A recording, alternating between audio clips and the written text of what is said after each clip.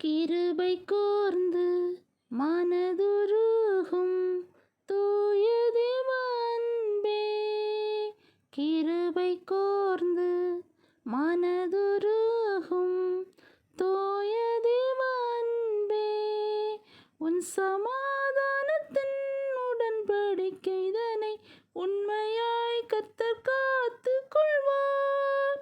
இந்த தேவன் என்றென்றுமுள்ள சதா காலமும் நமது தேவன், மரண பரியந்தம் நம்மை நடத்திடுவார்.